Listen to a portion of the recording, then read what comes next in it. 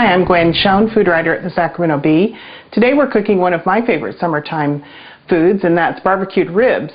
When you buy ribs at the grocery store, you'll find three different types. One is country-style ribs, which really aren't true barbecued ribs that you want for barbecuing because they're more like a pork chop. They're actually cut from the loin.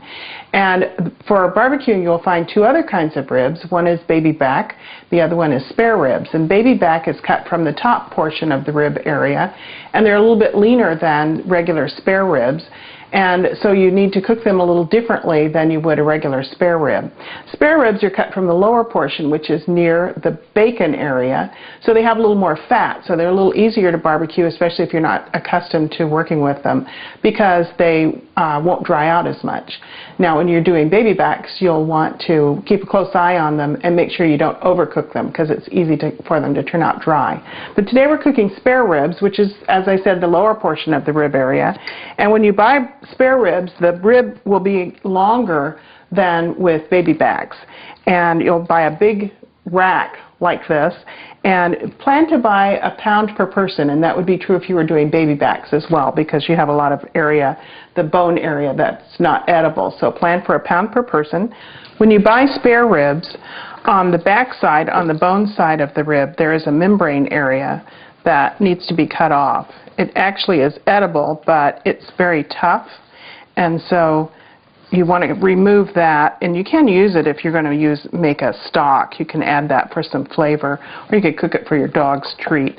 So we're going to remove that membrane, and once you've done that, then the ribs will look a lot neater and they'll be easier to eat. Plus, any sauces or rubs that you put on them will soak in better. So for these ribs, I'm going to make a rub, and basically I'm just going to brush them with some oil, and you can use olive oil or regular vegetable oil. Brush both sides.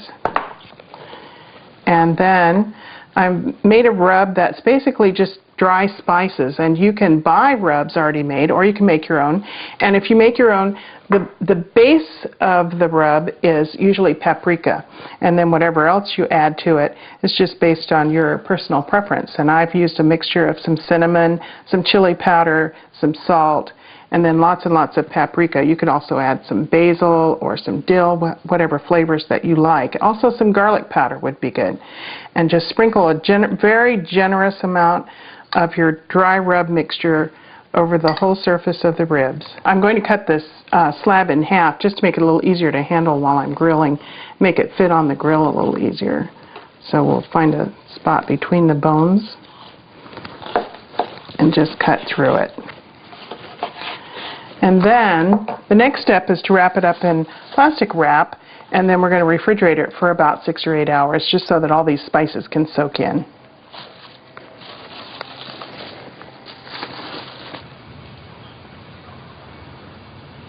Cook the ribs at medium heat and place them on the grill so they're not directly over the heat source.